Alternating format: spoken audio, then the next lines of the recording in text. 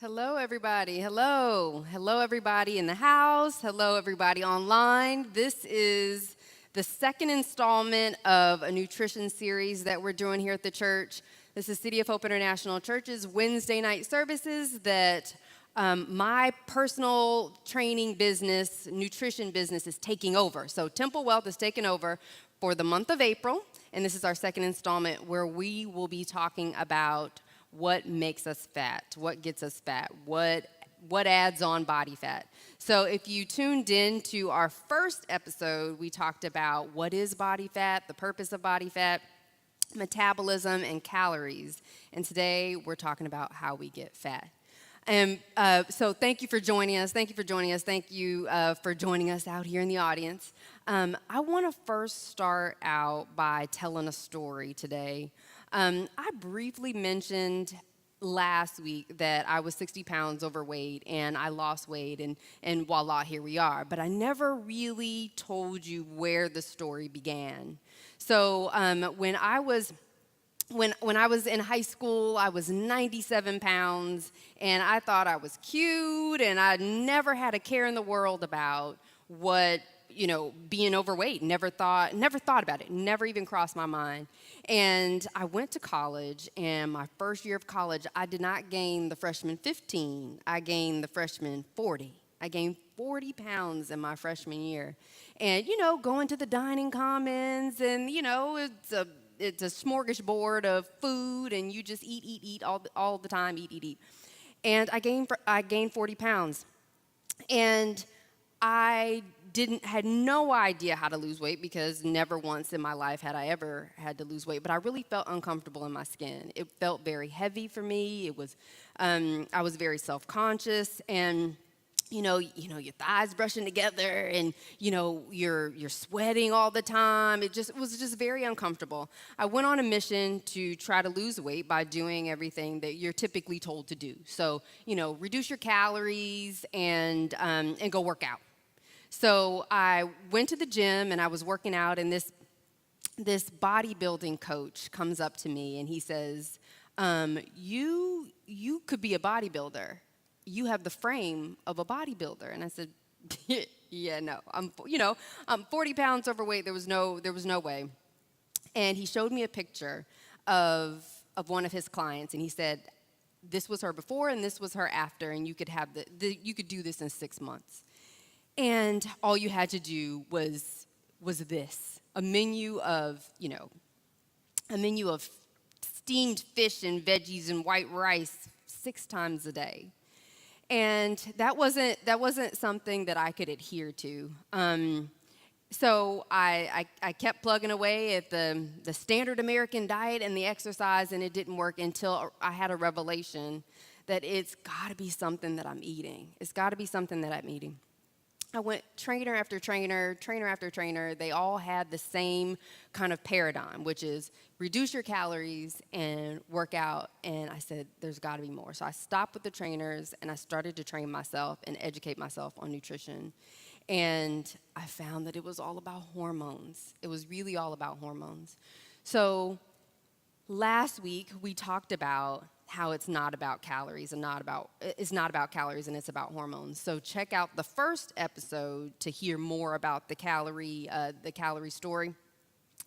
So we're going to focus today on hormones and how they impact us and how I somehow managed to figure it out. And now I'm at a healthy weight. I'm able to maintain it, and life is just easier because I stopped trying to do something that wasn't working. And most of us are in that position where we're constantly trying the calorie way and trying to just eat less and exercise more, and we wonder why it's not working. And it's the food, and it's the instructions that those foods give your body on what to do with that food. So if we do a little recap of last week, please go watch the first episode so I don't have to dig too deep. But if we talk about last week, what we talked about were body fat and how there is actually a purpose for body fat. And what it is, what excess body fat is, excess toxins, hormones, sugar. And we also talked about macronutrients, the 3 macronutrients being proteins, carbohydrates, fats, and which ones were essential and which ones were not essential. And what does it mean for it to be essential? Essential means your body cannot produce it on its own. And so the essential macronutrients are proteins and fats. And some people say, what do you mean carbohydrates are not? Yes, they're not essential. We talked about it the first episode. Go check that out. We also talked about metabolism being a sugar burner and being a fat burner, and then being somebody who has, which is considered the holy grail, which is metabolic flexibility. And then we also talked about calories and how your body does not have any receptors for calories. Calories are essentially the amount of energy that it takes to burn that food. Go check out episode 1 for more on that. So really, it's all about the hormones, and that's what we're going to talk about most today. And I'm not, with this nutrition series, I need everybody to know that this is an introduction to nutrition. I'm introducing some concepts to you that I really encourage you to go, be a citizen scientist and seek that information out for yourself. And, and research for yourself these things that I'm sharing. I don't want you to take my word for it. I want you to start trying to unpack it for yourself and trying to understand it for yourself. So you don't have to forget everything you've ever learned about nutrition and fitness and all of that. I want to contextualize it for you. Add the context. The context really, really matters. So I had a number of questions online about people pinging me online about because they watched the series and they had questions, and what about this and what about that? And there were a number of questions that I could be here all day answering, just online questions, but there was one question in particular that I felt like, yes, this is a good way to start this installment. So let's talk about one of the questions, which is, because I made the statement that calories, it's really not about the calories. In the context of weight loss, it's not about the calories. If you also listen back to episode 1, I was telling you that where calories do kind of matter, which is when you have metabolic, when you're not metabolically damaged, when you haven't done the metabolic damage, everything, the machinery is working just fine, then yes, you can talk about calories. For those of us that have been overweight, that are overweight, we know that's not the case. So the first question that I had, the first question that somebody asked me, well, there's a few questions on here, but the one that I'm going to tackle is what government guidelines, what are the government's dietary guidelines talking about that? What about those? Everybody wants to know, what about the government guidelines? So I'm going to tell you, this is what the U.S. food pyramid looks like. This is what the government has told Americans that they should be consuming. Here's the thing. I'm not sure why. Well, I have a theory on why the government's involved on what we eat, but I'll get to that in a moment. But really, should they be involved in telling us what we should consume? Probably not. But I have a theory about why, and it's kind of a well-known theory. It's not just my own. So we ask ourselves, how do we get here? How did we get fat? And I don't really like to say we got fat. I like to say that people have body fat. It's not who you are. It's just something that you have. So how did we get fat? Looking at this food pyramid and what we learned in episode 1, a lot of our diet, the base of our diet in this pyramid is really carbohydrates, right? Carbohydrates being the macronutrient that we said that was not essential, is the base of the food pyramid that the government is giving us. And most of which is processed foods, breads, pastas, cereals, rice, all of those things. Those are highly processed. The government is telling us we need to eat 6 to 11 servings of that. Oh, okay, 6 to 11 servings of a macronutrient that we don't need. That's A. B, we're getting to fruit. Fruit is sugar. Fruit's sugar, just like carbohydrates are sugar. We established that last week. So we're supposed to be consuming 2 to 4 servings of that. So when you're looking at this pyramid, it's predominantly carbohydrates. Vegetables, great. We talked about what kind of vegetables are going to be best suited for you if you're trying to lose weight. But vegetables, yeah, fine, okay, I'll give you that. Meat and poultry, fish, eggs is 2 to 3 servings a day. So they have that up there at the top as if you're not supposed to consume a ton of it. And I think you moderate it, but it's an essential macronutrient. So my theory on this, and it's well known. You can see this on the internet. Many theories. Many people have the same theory, which is the food industry lobby the government for. There are lobbying efforts that support what the government advises us to. The grain industry is saying, if the grain industry is greasing some palms, then this is what our food pyramid ends up looking like. Which, how does that benefit our health? It doesn't benefit our health. And then what happens when we are we have problematic health or health conditions? That means that big pharma steps in and they're able to help, right, with the pharmaceutical company and all of that. So it's just kind of this domino effect of a lot of people benefiting and profiting from us not being healthy and well. That's an aside. But this is the food pyramid that we're told to eat. Let's take a look at what this looks like from a macronutrient standpoint. So if we're looking at dietary comparisons on I think my left, you're right, ORC, which is the obesity rat study, SAD, which is the standard American diet, and the USDA, which is the government the government agency that handles our diet. So ORC, you'll look and you'll see in orange 75 grams of what? It's 75 grams of protein, and then 100 grams of fat, and then 200 grams of carbohydrates. Those were the macronutrients given to rats in order to make them obese. And then you have for the standard American diet, 75 grams of fat, 90 grams of protein, 250 grams of carbohydrates for the standard American diet. That's what they're telling the standard American.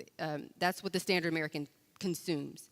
And then the USDA is telling us we need to consume 50 grams of protein.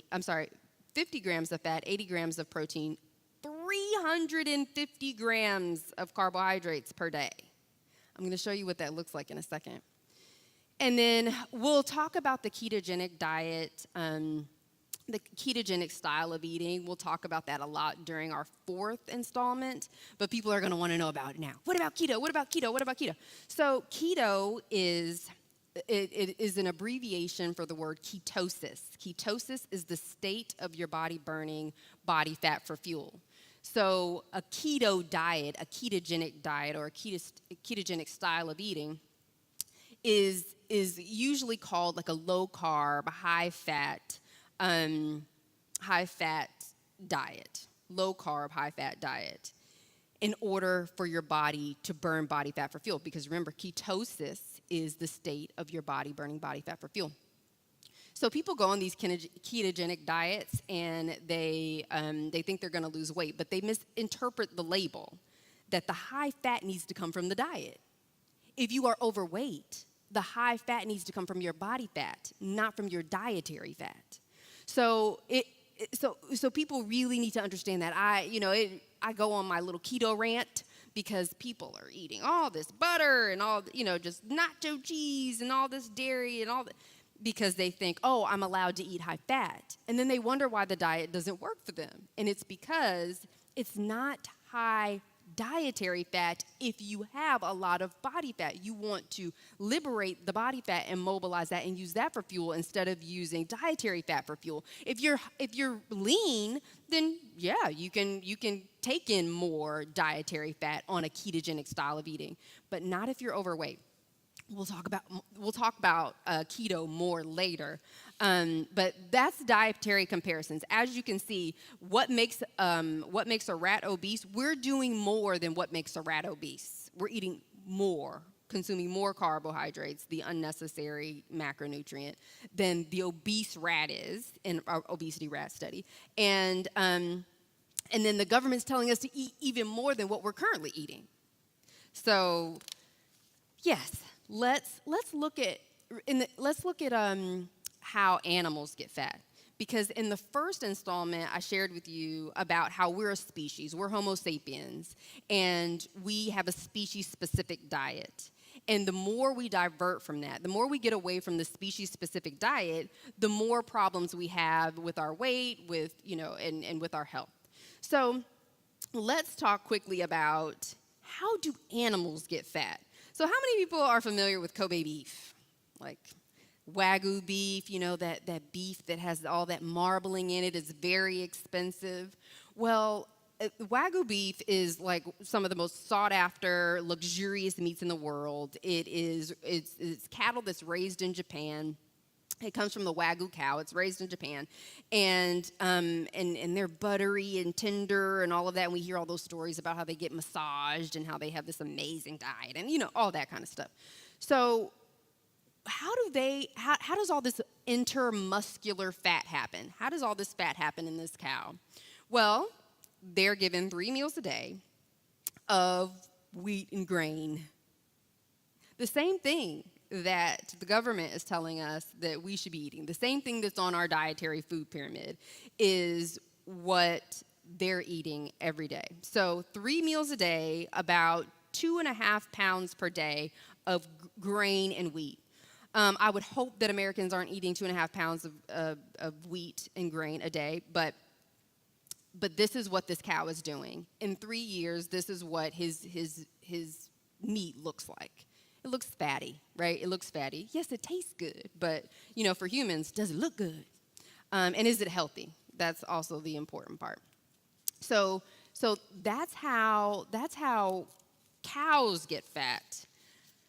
Has anybody ever heard of foie gras? So it's a French delicacy where it's fatty liver. It's a duck's fatty liver, and there's a species-specific diet for a duck is going to be small fish, grass, aquatic plants, small bugs. But and PETA has a whole thing about foie gras. There's actually countries in the world that will not. It's illegal to produce foie gras. So the ducks and the geese, it's duck and or geese liver. They are force-fed in order to create a fatty liver so that we can eat it. So they're fed 2 to 3 times per day, about 4 pounds of grain, mush grain. 2 to 3 times a day, they're fed grain and mush, right? And this is how their liver gets fat. One of the things that, and we'll talk about fatty liver more on when we talk about how we get sick, but I just had somebody post something on my Instagram, and they mentioned that they were at the doctor's office, and their doctor reported that they had fatty liver. And I wonder sometimes if people, make the connection between their fatty liver and what they eat, because this is how the ducks and the geese get fat. They are force-fed 4 pounds, 2 to 3 times a day of mush made of grain, and it takes them 10 to 14 days in order to produce a fatty liver. What does that liver look like? What does that liver look like? It looks like this. So liver of force-fed bird and liver of a healthy bird. Notice how small the healthy bird's liver is. And then they force-fed it for 10 to 14 days of wheat, mush made of wheat. And this is what it turned out. This is what it looked like. Now, on the other side, you'll see a healthy liver of a human and a fatty liver of a human. And so we ask ourselves how we get body fat and how we get fatty liver and things like that. And it's really through diet. Your liver has 5 major functions: filtration, digestion, metabolism and detoxification, protein synthesis, which is breaking down proteins, and storage of vitamins and minerals. That's really important to note. Your liver has a job to do, and it is overburdened by food that we consume, and that's part of the problem. So when we talk about the most important factors in weight loss, we talked last time about food type, your macros, your meal composition, food frequency, which is fasting and meal timing. We're going to talk about that a little right now when we talk about hormones and the food type when it comes to hormones. So food type and food frequency we're going to talk about. So metabolic hormones. There are a million different hormones. You know the major ones, estrogen, progesterone. That's what most people think of when they think of hormones. Testosterone, we think of our reproductive hormones. But remember, we're a ball of yarn. It's all connected. So your macronutrients, your food type, are the instructions that you are giving your body to do a particular thing. These instructions come in the form of hormones. So we have on this slide 3 major hormones: leptin, insulin, and ghrelin. There are numerous metabolic hormones, like cortisol. We've all heard of cortisol. That's your built-in alarm system, your stress hormones. We've heard of thyroid hormone that helps your body use energy. It helps you stay warm. It makes sure your heart and your brain and your muscles are all working as they should. Human growth hormone is a muscle-building hormone. And melatonin is the hormone that your brain produces in response to darkness. It helps with the timing of circadian rhythm, and it helps you sleep. Melatonin does. So whenever it gets dark, it triggers your body, hey, it's time to go to sleep. That's one of the reasons why they tell you, make sure you turn off all your devices and all the lights so that your body can get the cue, oh, I need to release melatonin so we can go to sleep. Adrenaline is your fight or flight hormone. And dopamine is your pleasure, satisfaction, and motivation hormone. So when I said last week that we have hormones, they all work together. It's a system. So you can't isolate one and just try to focus on that. They all work together. Imagine, like for women, for instance, those of us that have taken birth control pills. What happens when we take birth control pills? Like, what's one major thing that irritates us when we take birth control pills? Gain weight. We gain weight. Why do we gain weight? Like, what happens there? It's a hormonal thing. It's not about you ate more. You're probably eating the same amount as you always eat. Or maybe the hormones are causing you to increase your appetite. And that happened to me, and everybody knows this because I did the Mental Health Matters series, is that I experienced postpartum depression. And I was taking medication for that, antidepressants. And those antidepressants made me gain weight. And I was asking, well, what's happening? Because my appetite is like increasing. What's happening to where it's the hormones? The hormones were making my appetite increase. So wait, you're telling me that a hormone that's supposed to change my brain chemistry is impacting my appetite hormones too? Yes. Is all connected. So remember that when we're having this conversation, that it's all connected. So when we talk about macronutrients, I said something about carbohydrates not having a satiety hormone. Remember the word satiety is a sense of fullness. You don't experience a sense of fullness when you eat carbohydrates. And there's a reason, because there are satiety hormones. There's satiety hormones for when you eat protein, and there's satiety hormones when you consume fat. So those satiety hormones, in the event somebody wants to Google it, satiety hormone for protein is peptide YY, and satiety hormone for fat is cholecystokinin. So the 3 metabolic hormones that we're going to focus on, though, are going to be your ghrelin, your leptin, and your insulin. Ghrelin being this is released in your stomach, and it communicates to your brain. Leptin is produced by your fat cells, and it communicates with your brain. Insulin is released by your pancreas and communicates with your brain. So let's talk about ghrelin first. So ghrelin, it stimulates your appetite. It stimulates your appetite. On an empty stomach causes ghrelin to secrete, causes ghrelin secretion, while a stretched stomach, one that is full, stops hunger hormone. It stops the hunger hormone. So I had a few clients that did the bariatric surgery, like the gastric bypass and the sleeve. I had probably about 4 clients in the last couple of years.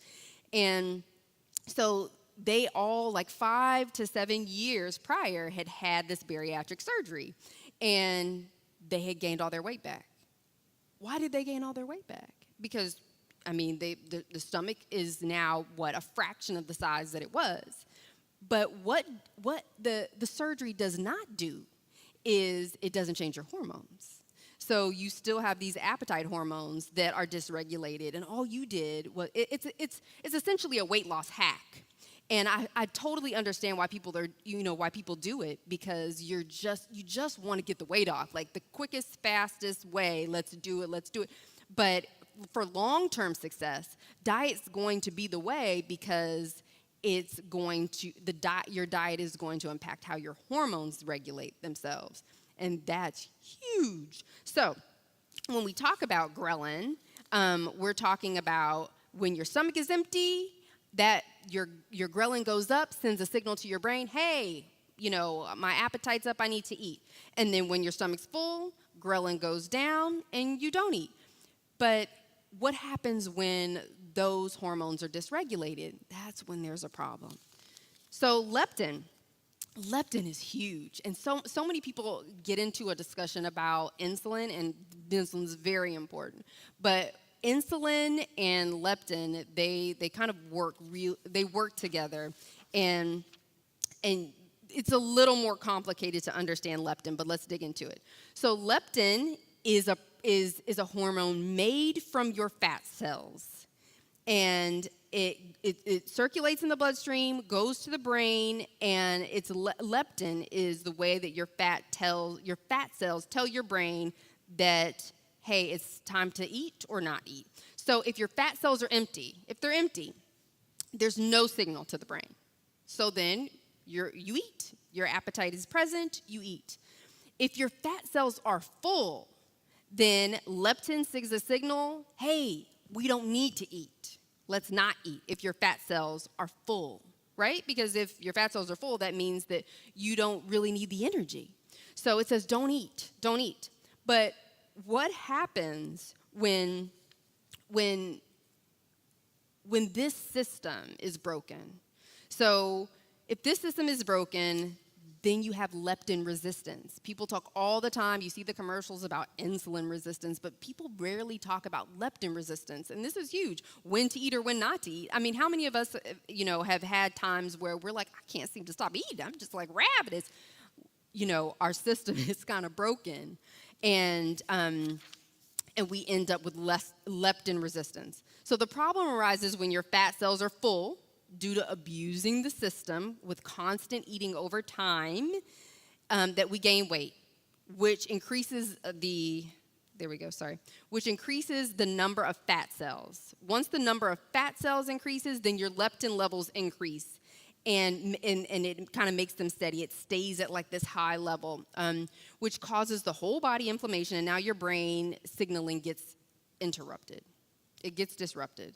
So if your brain is not getting the signal that your fat cells are full and not to eat, then you will keep eating, causing weight gain. So there's a number of things that are against us now, right? We talked last week about the body set weight, right, and how to break that. Or how that happens. We'll talk more about how to break it. And now we have leptin resistance too. So in leptin resistance, your leptin is high, which means you're fat, but your brain can't see it. Your brain can't see that you have all this extra weight. So in other words, your brain is starved while your body is obese. And that's what obesity is. It's kind of brain starvation, the signaling. It's getting the signal that it's getting the signal or not getting the signal. And if it's getting the signal that you're still hungry, then you're going to continue to eat. So not only is leptin a part of your hunger system, it's also part of your reward system. When your leptin levels are low, food is even more rewarding when you consume it. When your leptin levels are high, that's supposed to extinguish the reward system so that you don't need to eat so much and food doesn't look nearly as good. But in leptin-resistant people, the reward system doesn't cue a person to stop eating when the leptin levels rise. So The leptin is being made by the fat cells. The fat cells are trying to tell the brain, hey, I don't need to eat so much. But the brain can't get the signal. You feel hungrier, and the reward system doesn't get extinguished. It only gets fostered. And so you eat more, and you keep going, and it becomes a vicious cycle. If your brain can't see the leptin signal, you're gonna get obese. So that's leptin resistance. So we talked about ghrelin. We talked about leptin. Now, let's talk about insulin, and this is where we're going to stay. We're kind of going to stay in the insulin zone. So insulin is your fat storage hormone. It's your storage hormone. It's secreted by the pancreas and gets released when you consume food. And so essentially, what this looks like is insulin is a hormone produced by the pancreas, and when levels are high, when your sugar levels are high, it says, hey, the sugar in my bloodstream, it's toxic in my bloodstream. So we need to get you into the cells. We need to get this sugar into the cells and dispose of it out of the bloodstream. And so how insulin works is it unlocks the key to the cells and just lets sugar come on in. So insulin keeps our blood sugar levels, the sugar in our blood, from getting too high. So that's what insulin's job is. That's what its job is. So when you are eating, you are storing. You're storing energy. You're storing food. When you are not eating, you are putting yourself in a position to burn. So you can't do this. You can't do both at the same time. So how does insulin store what we eat? So remember we talked about the liver and its functions. We talked about the 5 major functions in the liver. The pancreas releases insulin, and it has 3 places it can store that sugar that you ate. In your liver, in your muscle, and in body fat. So with liver, you have a capacity of 80 to 100 grams of storage capacity. What is that called? It's called glycogen storage, where we store glucose, which is your body's form of sugar. Where we store glucose is in glycogen storage. Glycogen storage is in your liver, your muscle, and that's it. So you have 80 to 100 grams of capacity in your liver. You have 300 to 500 grams of capacity in your muscle. And then you have an unlimited capacity of fat, right? You can just keep going with the fat. So that is so important to understand, is that there is a capacity for sugar. And there's an order of operations to this. So it goes to the liver first. When that fills up, it goes to the muscle. And when the muscle fills up, then, it starts rolling over to fat. But here's the thing. The muscle stays full if you don't use the muscle glycogen. So for those people that don't work out, then your muscle glycogen is always going to stay full. So let's just eliminate it from the conversation, because let's say pretty much most of the people that are obese are not working out. So we only have 2 conversations that we're having now: liver and fat. The liver glycogen storage and storing as body fat. Those are the 2 conversations. So now you only have 100 grams of capacity. 100 grams of capacity for sugar. And then everything else is going to roll over into fat. That's the order of operations. Let's talk about what the standard American eats and what that storage looks like. So, the standard American diet. For breakfast, we're having the pancakes and the bacon and the orange juice, because orange juice is healthy, right? It comes from fruit, so everybody thinks it's healthy. And then we have, I'm going to have an apple, because apples are healthy, with a little bit of Nutella. We're going to dip, and we're eating way more than the serving size, and, So, and then lunch. For lunch, you're going to have a sandwich with chips. You probably go to Subway or something, have a sandwich with chips and, some kind of soda, diet soda, because diet soda is better, right? Because it's 0 calories, but people don't seem to understand that it has a hormonal response, so it's still going to store. Yes. And then you're going to snack again, because the government tells us we should be eating 6 times a day. So this is why we're snacking right after lunch, and we're going to have a protein bar, because protein's healthy, right? But never mind all the sugar that's in it, and never mind all of the ingredients that are in it that no one can pronounce. Never mind that. And then you have dinner, spaghetti, but it's whole wheat spaghetti noodles, so that's better. And, the tomato sauce. You get the can of like Prego or Ragu or something like that, the store that has tons of sugar added to it. And then you have a little bit of like ground beef on top. And then you say, I need dessert. I'm going to have just a couple small scoops of ice cream. This total, if anybody did the math, is 341 grams of sugar that was consumed that day. So where is it going? So you have 100-gram capacity. So let's just say that you have 100-gram capacity in your liver and not the 80 grams. Then where's the 241 grams going? It's not going to your muscle because you filled that up already, and you haven't been using it because you haven't been working out. So it's going to go to your fat. And then people do this. They have this every day. This is their meal plan every day, day after day. And then they're like, I'm eating healthy. I don't know what's happening. I'm doing what the guidelines say to do. I'm eating 6 meals a day, and I swapped white bread for wheat bread, and I'm eating whole wheat pasta instead of white pasta. Like, I'm doing everything right. But you're not, because you have a capacity for sugar, and you've exceeded it.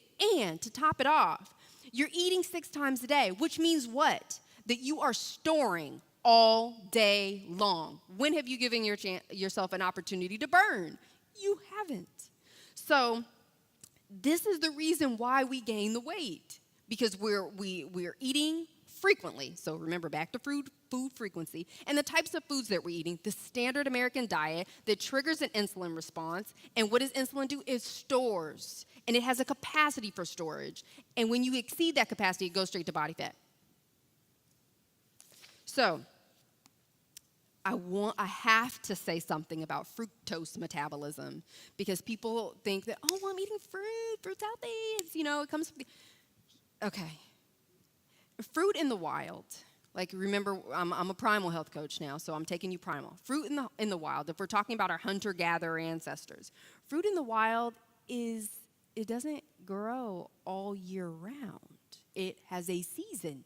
We're Americans, we import all kinds of fruit from everywhere in the world all year round. So we have access to fruit all year round. But fruit in the wild, let's say that you're the Hadza tribe in Tanzania.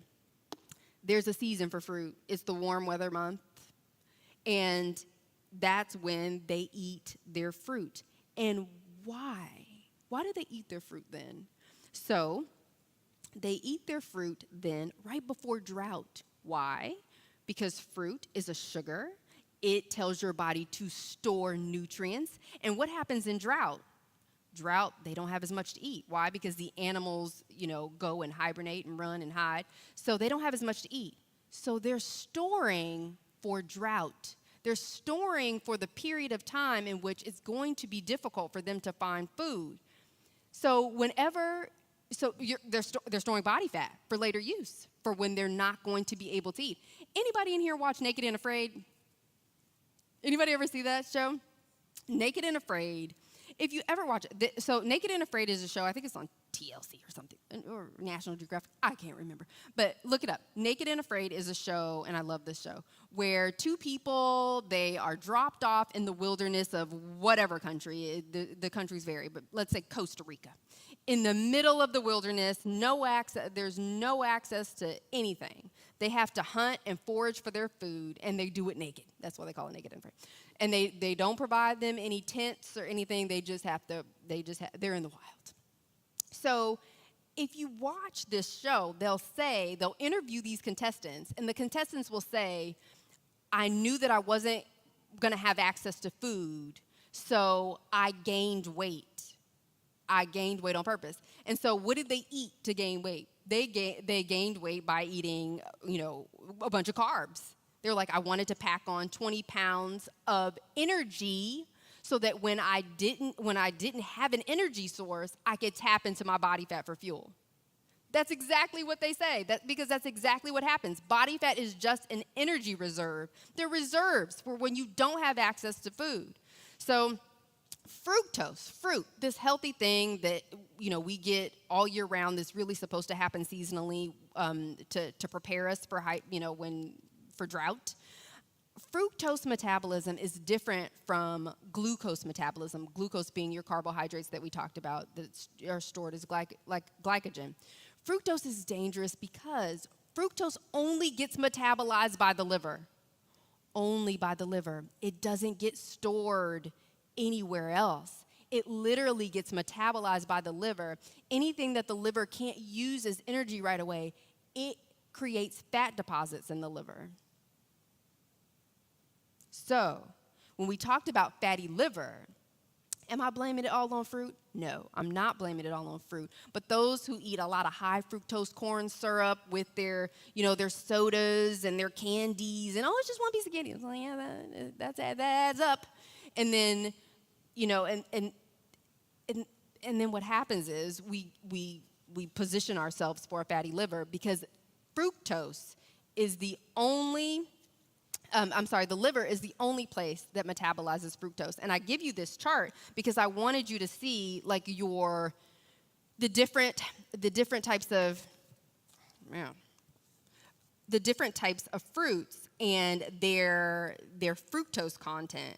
So not all fruits are 100% fructose, but some of them, they all have some kind of fructose in them. So be that 65% or 75%, they all have fructose in them. So when I talk to my clients about eliminating fruit, they're like, but I thought it was healthy. I was like, it's sugar.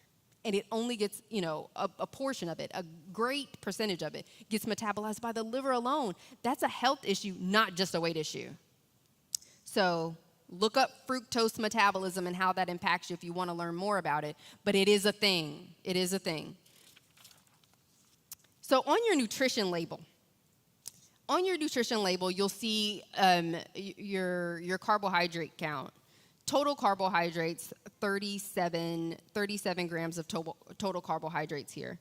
And so we really need to discuss what that looks like. Now, I did say that it's best for you to eat like produce, to consume produce, things closest to the source, nature's food. So nature's food doesn't have labels. But let's talk about some of the foods that people consider healthy and their impact. Nuts. People love nuts.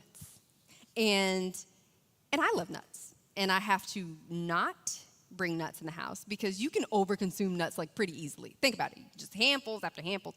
And we're told that they're healthy. Think about nuts in the wild. If there was a cashew tree in the wild, a hunter-gatherer would have to climb up that tree, grab that nut, get a rock, beat that nut over and over again just to get one nut. Do you think he's going to be eating a ton of those nuts? No.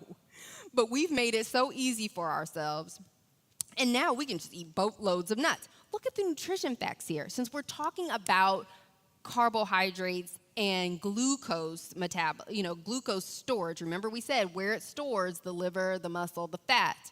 So let's say you ate something healthy, so to speak.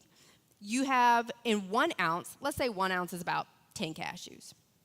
You have 9 grams of carbohydrates. Are we eating 10 cashews? Probably not. So we're probably eating about 50 cashews. And so what does that look like? 5 times 9, 45 grams of sugar. So now you've had you've had a few handfuls of nuts and you've already almost maxed out your liver glycogen storage. See how easy it is to gain fat? You see how easy it is?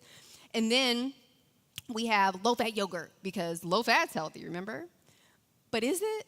Because if you're swapping out the fat, that means that you're adding something else in its place to make it taste good. So what do you add? You add sugar. So you're adding sugar, and now you're at 16 grams of sugar for 1 container of this yogurt. But 16 grams, that's not that bad, right? But are you going to be hungry afterwards? Yeah. Because what does sugar do? It makes you crave more sugar. So you're going to be like, oh, well, now I need an apple. And now I need this. So now I need that. And you don't get satiated because we don't get satiated off of sugar. So that's what it looks like when we're eating healthy stuff. So insulin's the storage hormone, and it spikes when this is a chart that shows you your blood sugar in relationship with the macronutrient that you just consumed. So insulin responds to the sugar in your blood. Remember that. It gets released from the pancreas when it senses that there is sugar in the blood. Remember, because sugar is toxic in the blood. Like we talked about last week, diabetes is high blood sugar. Your blood is toxic if you have diabetes. It's high blood sugar. Sugar is toxic in the blood. So insulin comes in and moves it out of the bloodstream into the cells. And so it spikes when you consume carbohydrates. Your blood sugar spikes when you consume carbohydrates. That makes sense, right? Your blood sugar is going to spike if you eat sugar. Carbohydrates are sugar. So insulin swoops in, is like, oh, we got to dispose of that. We got to dispose of it. So it spikes when you eat carbohydrates. It has a moderate response when you eat protein, but protein doesn't store as body fat like carbohydrates do. There's another pathway for insulin to help and stimulate muscle growth with the proteins. So different pathway, different discussion. And then fats, negligible response whenever you consume fats. But who's consuming single source fats? Like who's chugging olive oil? Nobody's chugging olive oil by itself. You're eating it with protein or you're eating it with carbohydrates. You're usually not eating it by itself. So the high glycemic carbs, remember the macronutrient sheet that I showed you that were high glycemic, high sugar carbohydrates? I showed you that. Look at episode 1. It stimulates the production of insulin the most. Low glycemic carbs like your leafy green vegetables, it stimulates production of insulin the least. So, and protein stimulates the production of insulin the most when it's consumed in excess, because you can consume too much. You can consume above your needs. However, remember, back to the satiety hormones. You have satiety hormones that will stop you from eating too much steak.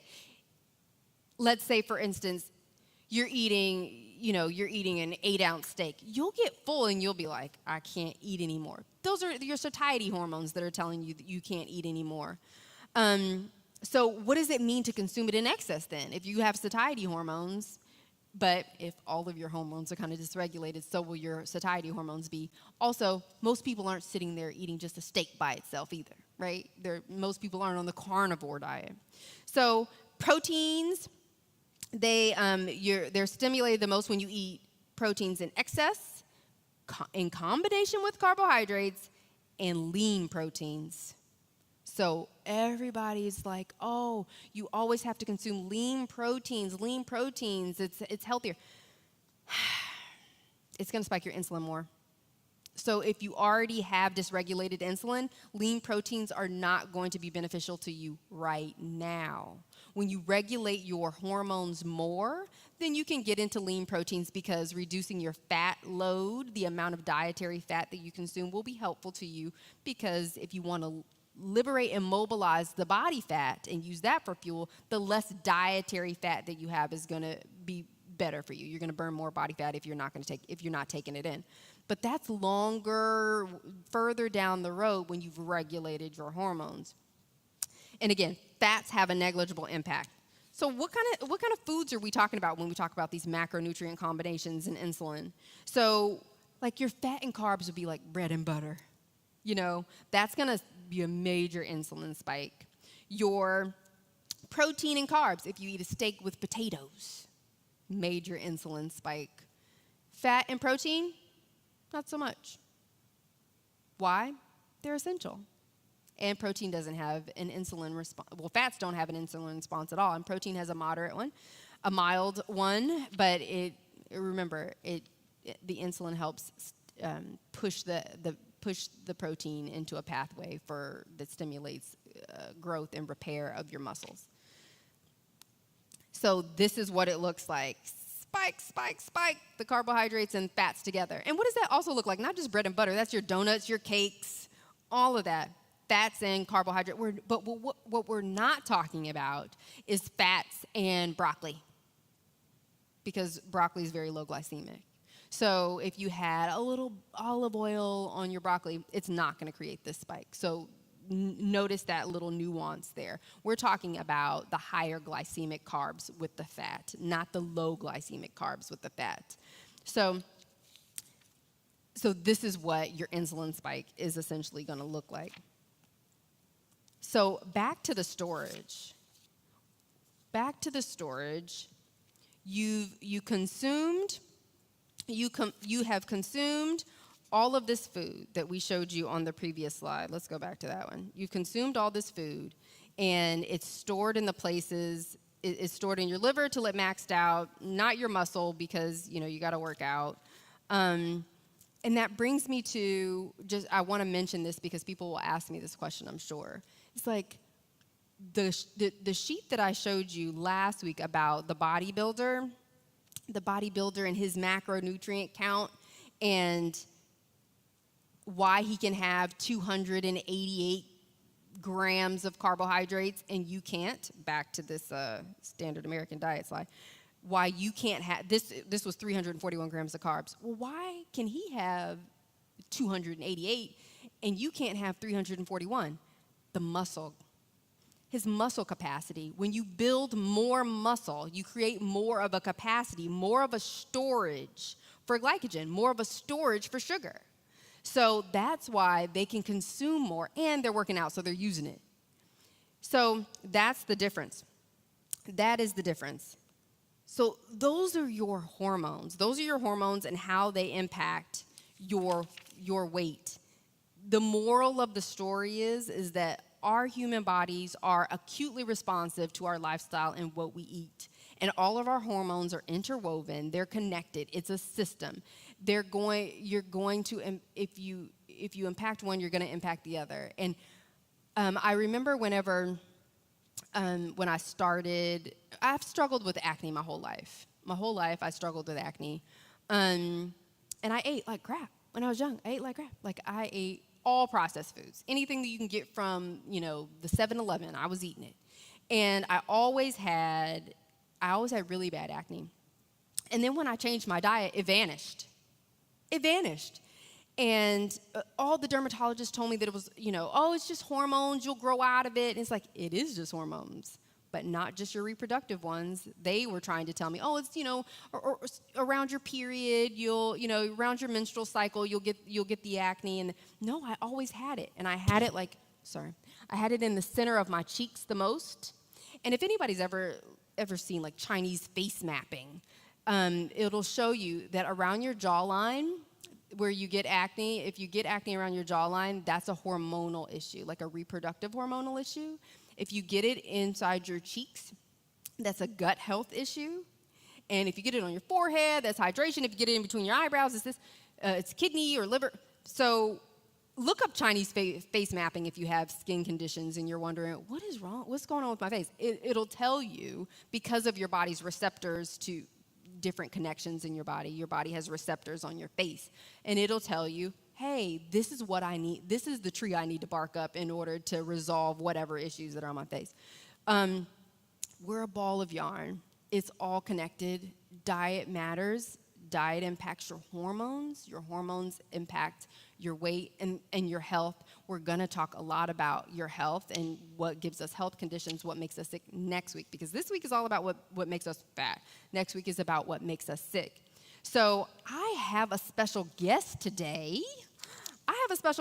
One of my former clients who was a rock star, by the way. One of my former clients that completed the program totally changed her diet, and it changed some things in her life, and this is one of the testimonials of the series. I want her to come up. Please, Miss Jasmine's going to come up, and round of applause for Jasmine. Woo! She's going to come up, and we're going to talk about her journey with going primal and how that's changed things for her, and then we'll take some Q&A. Hi, Jasmine. Hey. Good to see you. You too. You look amazing. Thank you. So You too. let's talk together about your journey. Where are you comfortable sharing how your journey went as it relates to the program and where you were in terms of your weight and your health? Talk to us about that. Absolutely. So, awesome. So back in September, I started the program with Kavalya, and I was extremely obese. I was in excess of 200 pounds. After the program, the 12-week program, I think I was like, what, 35, 40. Now I'm about 60 pounds less than where I was before. And Yeah! and like what I shared with Kavalya before is the information has been more transformational for me than just going through the process, because now you understand the why behind what you're actually putting in your body. Hats off to my husband. He has been really instrumental in helping me with this. First, I had to make up in my mind that I wanted to do it, and then just doing it. I've tried the several other diets. I've tried them, and like she was saying, you just end up getting nowhere. And what I can just say about the program is that the information, it sticks with you. And yes, I am still sticking to the primal style of eating. So again, just awesome. And I'm not pitching myself for more clients because I actually don't coach anymore. But what I wanted Jasmine to share was just her experience making that transition, because some people don't trust the science. Like, I'll share with them, it's science. It's not my opinion. It works because it's a science-based way of losing weight. And you saw that firsthand. So thank you for trusting me. But how has it impacted your health? Because remember, there was some sleep issues. You want to talk about your sleep issues? Okay, so before I went through with the program, I was obviously being seen by my doctor and just continuing to say, hey, you need to do the sleep apnea machine and diabetes phase and all of that. And I was like, you know what? It is no way that I'm just going to go home every night and be on the machine, like when I can just take the steps to get off. And so on top of being diagnosed with pre-diabetes is where I was. When I started the program, and every week I would see my numbers go down. My husband was like, you're not snoring anymore. I was like, what? I'm not snoring anymore? So completely sent the machine back. Diabetes well under my numbers. And there was some other things that came up on some of my exams as well that were just clear of that. So it works. I mean, it works, and just truly, truly transformational. So. You did an amazing job on that program. You killed it. I'm so happy for you. It's amazing. So I'm not pitching me. This isn't about me. This is about you and your health. And I care about that, and that's why I'm here. I'm not taking any clients. I don't want anything from anybody other than to take care of yourself. I really feel like people need this information, and I'm sharing it because I know that we need this information. And I didn't have it, and I struggled year after year trying to figure out what the solution was. What's the secret? And it's really not a secret. It's there. It's just science-based information. And I just want to support you all in your journey with the information. Not with me, it's the information. So I'd like for you to stay up here for Q&A with me. Okay. Anybody have any questions? Yes, ma'am.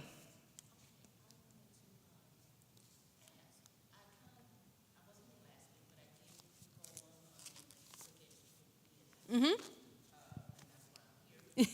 Yeah.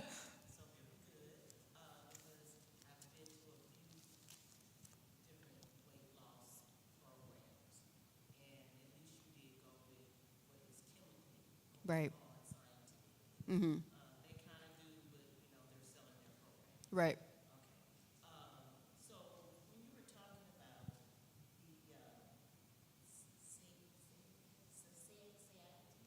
the satiety. When I was talking about satiety. Okay.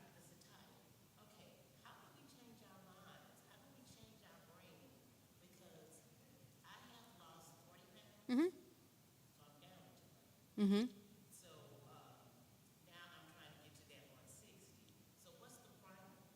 So a primal way of eating is essentially just eating close. It's nature's food, close to the source. The way our hunter-gatherer ancestors, our primitive hunter-gatherer ancestors used to eat, how they used to forage for their food, they hunted for their food, they foraged for their food. So they essentially ate things that, were roaming the earth and plants. So that's a primal way of eating, just nature's food. That's it, closest to the source as you can get it. Does that make sense? I sense a follow-up question. Yeah.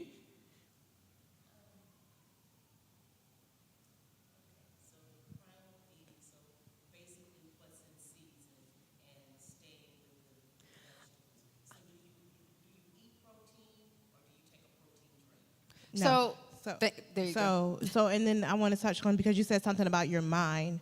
And so one of the things that we've been conditioned around eating is around certain times a day for how long. And so when you change your style of eating, you really have to ask yourself, am I really hungry, or I used to eat this around this time every day?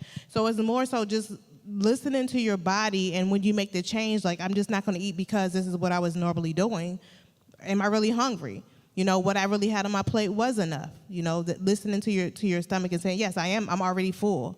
And so one of the hardest things about me making the transition and the information that was given, what made it kind of smooth was the fact that I don't have to be a big kitchen person. I don't have to worry about fixing these whole big meals. Just give me what the small things that I need to eat to satisfy what I need. And yes, I still do eat the steak. I still do eat cabbage. I still do eat spinach. So I take the things that I need to eat and eat those things, and not worry about the things that I don't need to eat to make me full.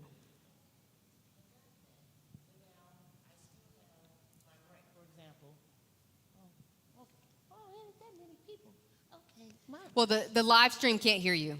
Oh, okay. I have a loud voice, so I have to be conscious. Okay. For example, the other day I had salmon, stir fry, baked sweet potato with just the baked sweet potato, and it was a delicious dinner. And after that, I wanted to keep eating over and over. So the first thing I did was I had a keto snack. That didn't do it. Then I had some blueberry juice, and that kind of did it. And then I'm pre-diabetic, so I'm testing my sugar, because that word scares me to the ends. That's why I'm here. And of course, it read 123, and I try to always keep it under 110. 120 is the goal for sure, but if it's 110 or less, then I'm doing okay. And that 123 is not a good number, and that just came from eating the juice. Right. So back to the slide that we had a couple of slides ago, it talked about when you do eat those carbs, you ate the sweet potato and whatever, right, the sugar. And so because you ate the sweet potato, you told your body, okay, I want to burn sugar and not fat. And that instead of letting your meat and your vegetables, what type of vegetables? You had a stir fry. Stir fry. So was it with white rice? Type of vegetables. Was the stir fry have white rice? Did you have white rice with? No. Okay. Yeah. So if you're adding sugar to any of the protein that we're talking about, it's going to trigger you wanting to be hungry. So that's going to be the reason why, even though we say it's a healthy meal, if you continue to eat those carbohydrates, then you're going to keep There are hungry. no satiety signals that come with you consuming carbohydrates. There are. That's what threw me off. Right. So once you consume sugars, the sweet potato, that's a sugar. The juice, that's a sugar. What you did was you took blueberries and you made it faster sugar. So you made the sugar faster than what it normally was. I talked about that in episode 1. So you drank that. Those are sugars. There's no satiety signal for that. You're going to keep wanting that. You're going to keep wanting more sugar. Your body is telling your brain is going to continue to tell yourself that you want to consume more sugar if you eat sugar. So if you're pre-diabetic or diabetic, then you really need to eliminate your carbohydrates. Why? Because they're sugar. They're sugar, and the pre-diabetes is high blood sugar. Right. You are suffering from insulin resistance, meaning the insulin is trying to push sugar into your cells, and it can't. It can't. So you're resistant to the insulin doing its job. So if insulin's not pushing the sugar into the cells, then that means the sugar is staying in the bloodstream. If it's staying in the bloodstream, that creates toxicity, and that's what gives you the diabetes. So the satiety is going to come from, the satiety signals come from proteins and fats. Peptide YY is your satiety signal for protein. Cholecystokinin is the satiety signal for fats. You'll get satiety signals from those. You'll max out on those. You'll max out. You'll say, I'm full.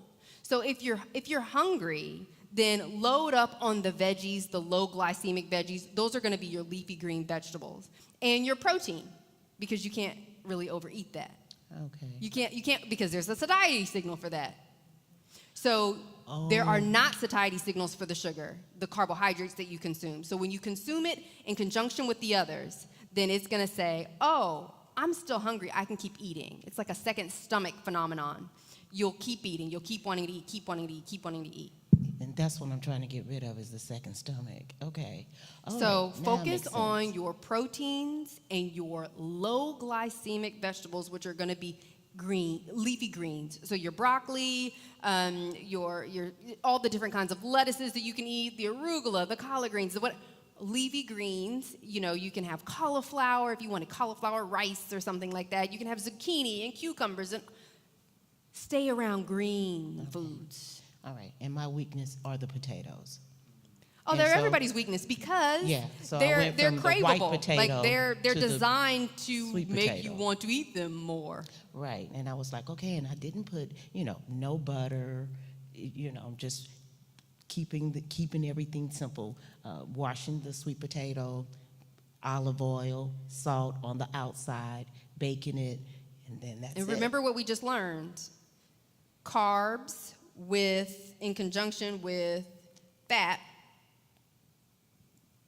So you had a sweet potato with olive oil dredged on the outside. And I didn't eat the skin. Blood sugar spike. And it was a delicious sweet potato. But was it worth it? Like, was it worth it to you? Well, that's what threw me. Like, why? Anybody else? Yes, ma'am. Hi. Well, thank you. I've learned a lot so far. I was at the last one last week. Just first, I could go online to the website and then I could look at the first one again or this one. Oh, on YouTube, yes. Yeah, or the first on one's YouTube there. and share it. Because I've been talking to my coworkers about it, and even my sisters she's trying to do a 700 calorie diet. I'm like, Gloria, no. Didn't I show you that You said that last week, and I did share that with her. I learned that. I'm also happy that bacon got a green light. Good bacon got a green light. Good bacon, just in moderation. We eat so much bacon at the house. Yeah, my husband was acting like bacon was a dietary sin, and we hadn't had bacon in a while, but now he's cool, now that we know we can eat good stuff. And I'm very happy. Pastor, how much bacon do you consume a week, Pastor? That's good to know. No. He's not talking about the little 12-ounce packages. He's talking about the ones that we get from Costco that are 3 pounds. Oh, okay, good to know. That's what he's talking about. That's good to know. About the carbs and the sugar, this has been very helpful. So what you're describing with her, the sweet potato with the olive oil on that's a fat and a carb, right? And which is sugar. Yeah. And so I guess I need to start looking at my carbs as sugar more than, I know they convert to sugar, so it's the same as being sugar in your body.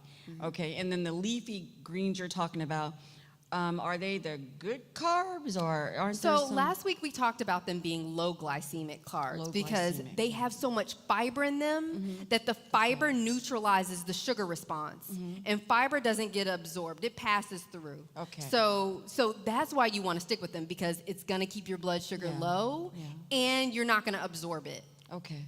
You know what I mean? So Right. that's the reason why we're sticking with the leafy green vegetables, and that's why they're on the okay carb side. And remember the reason why we consume them, because we don't have to. There are people that are straight carnivores. Don't have to do it, yeah. The reason why we consume them is because if we're eating, the conventional meats that don't, our cows that don't graze, they're not in the pasture, they're not grazing on grass and the things that their species-specific diet, then yes, we're going to have to supplement with eating some some of the grasses, the leafy green vegetables, so to speak. Okay.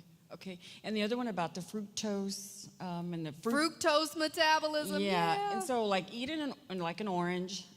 So are you saying that that's not a good thing, or just moderation, or how does that? So it's sugar. It's sugar, huh? I just, You can do anything you want. I mean, that's what I tell my clients. They're like, I can't eat this. Did you say that to me? Were you ever saying that to me? I don't think you ever said that to me. You know why? Because when she told me meat was in there, I was like, heaven. That was good. That was good. I don't think you were the one who but all my clients were like, so I can't have this and I can't. I'm like, you can have anything you want. Yeah. This is about what's right for your goals. You hired me to help you with your goals. And I'm telling you that fruit is sugar. Like up and down, like straight up and down. Like, so it showed you that chart. I think pears is 58% fructose, and then the other percent is glucose. It's all sugar. Once you eat it, it converts to sugar in the body. Glucose goes one way. Which way does it go? Remember, it goes to the glycogen store in your liver first, and then your muscle, and then any excess goes to fat. Where does the fructose go? It stays straight in your liver. So the 55% fructose that was in that piece of fruit, it just gets metabolized by the liver. If you don't use that sugar right away, which none of us are going on a sprint right after we eat it, then it's going to store in your liver, not as glycogen, but as fat in your liver, because you didn't use it, so it stored it there. And so fruit is sugar. Fruit is sugar.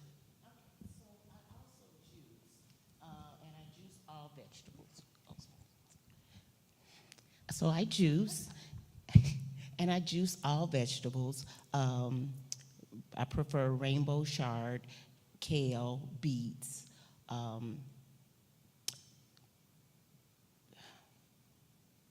ginger, turmeric, and I'm leaving out a few things. All of that, and then I put the apples in. Then it's not all vegetables. Okay, so the cucumber helps blend everything so it's not so pungent. However, I do add the apples to kind of just make it a little balanced. And so one of the things that my physician gave me an applaud for was that my liver numbers were so perfect and everything. And that was attributed to your juicing. I want to say because of the juice. No? So, and I said this last week, I'm not a huge proponent of juicing and smoothies because what you've done is all those leafy green vegetables that you listed, Yes. the reason why they're healthy is because of the fiber content. You pretty much extracted all the fiber when you juiced. So the fiber, you don't absorb that. Those calories or those macros don't count. So you've extracted that out. And so there's some nutrients and minerals and vitamins in the juice, but you've essentially created fast fuel. You've created fast fuel. It's liquid. Your body doesn't have to break that down. If you take a piece of steak and you cut that up, you chew that, you eat that, that's the thermic effect of food, your body breaking that down. Your body produces heat to break down that steak, and therefore, it absorbs slower, right? But if you drink a protein shake, that's fast fuel. You broke all that protein down. Like, protein shakes are full of sugar and all kinds of additives. Let's just say you blended up, let's say egg whites. When I was training, I drank liquid egg whites. Liquid egg whites. That's a protein. It's just protein. The egg white part is just protein. Okay. It's liquid.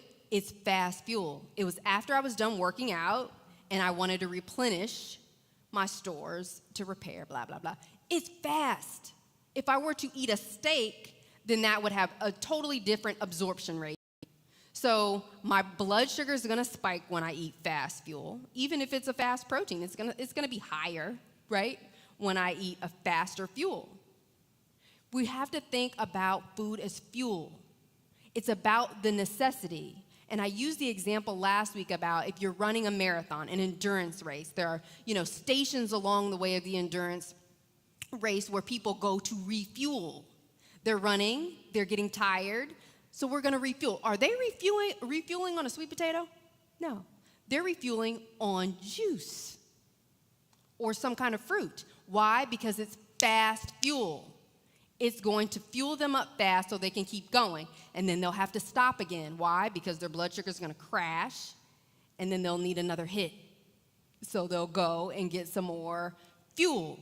Okay, so that's what I was doing. I started in 2013. I wasn't this size, and I did that because I was still working. Okay, so now if I was to drink my juice, then I would need to drink and then do the exercise. We'll talk about exercise and what that looks like, how much exercise you need to do in order to burn a certain number of, to burn that sugar. And you'll be surprised because exercise isn't the answer. It's changing your diet is the answer. And exercise is just, if you think about body composition, 80% of it is what you eat. 10% of it is exercise. The other 10% is going to be your stress management and your sleep management. So exercise is such a small piece of the equation. And people always say, oh, I'll eat this cake. I'm going to run it off. Really? The cake that was consumed, let's say the slice of cake that was consumed, we're going to go back here. The slice of cake that was consumed is, 300 grams of sugar. You're not burning off anything. You store 200 grams of it in your fat cells. So the 100 grams, you gonna burn that off? How long will it take? About 100 minutes of exercise, moderate intensity. You gonna do that? Most people aren't doing 100 minutes. So that's what I'm saying. You're not running it off. You're not walking it off. It's not being walked off. Sorry, I get a little passionate. Anybody else? I am so impressed by you. You could run the next class. Like that's what I love about the educational series, the educational 12 weeks that we did, is that I want you to have the knowledge so you can go and pay it forward and educate people. I don't want to just be the hoarder of the information and not, and me just have all the information and nobody else benefit from it. She was answering questions up here after 12 weeks of the education. I'm so impressed by that. Like, that made me feel good. That really made me feel good that you are armed with the knowledge and you're doing so amazing. And thank you for being here. Thank you. So everybody, that was our week 2 of our nutrition series here at City of Hope International Church. I'm Kavalya Fletcher. Next week, we're going to be talking about what makes us sick. What makes us sick? And I am not a doctor, but I'm going to be having a conversation about the things that make us sick based on science. So if you want to join us, please do. And I will see you all next week. Thank you for being here.